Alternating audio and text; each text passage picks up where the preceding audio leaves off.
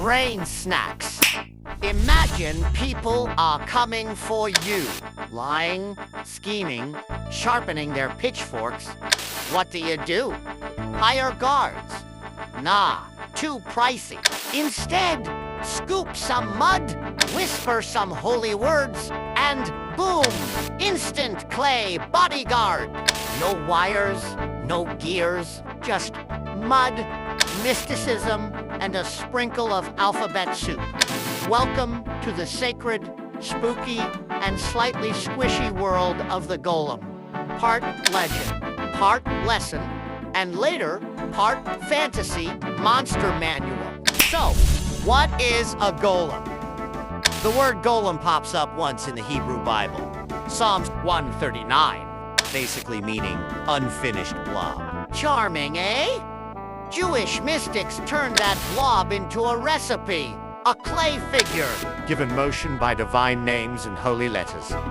Not a demon, not Frankenstein, more like a silent mud butler. Strong, obedient, helpful, but not alive. No soul, no speech, no sense of irony, just clay on command. Useful? Yes. Safe? Well, that depends who's holding the scroll. Mud plus math equals magic.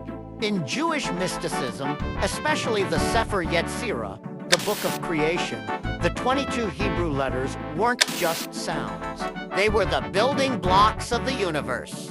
Combine them the right way, and reality itself shifts. A righteous sage could shape a golem not through gears or spells, but through words, the blueprint of creation itself. Here's the trick, right? I met, meaning truth, on its forehead. Boom! It moves. Erase the first letter to leave met, meaning death, and it collapses. Sometimes, instead of words on the brow, the instructions were written on a scroll. The rabbi would slip it into the golem's mouth or chest, like a divine USB stick. That scroll was its program, its task list. Guard this gate. Carry this load. Protect this person. And when the job was done, the scroll was removed or replaced with a new one. Delete the command. Delete the motion. Divine coding. Old school edition. The famous Prague Golem.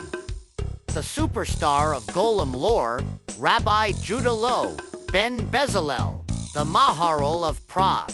Late 1500s, the story goes, he shaped a clay guardian to protect his community from anti-Jewish blood libel attacks. It worked.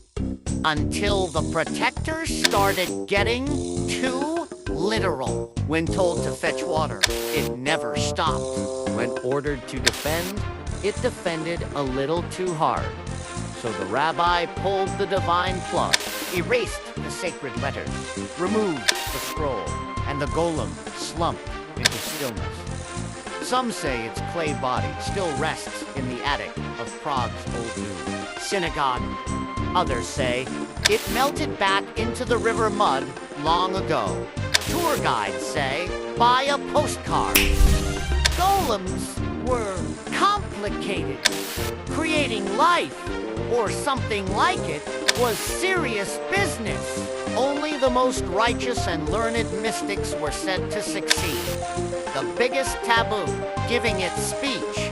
Speech was sacred, a sign of the divine spark, and only God could grant that. So golems stayed mute. They followed orders exactly as written. No nuance, no improvisation. A clay symbol of strength without wisdom. It's the oldest lesson in automation. Give something power without understanding, and don't be shocked when it breaks the furniture trying to help. From legend to monster manual, in Jewish lore, a golem was temporary, a holy experiment, not a creature of its own will. Do the task, remove the scroll, return to dust. But stories travel. Over time, the golem wandered into folklore, fantasy, and pop culture.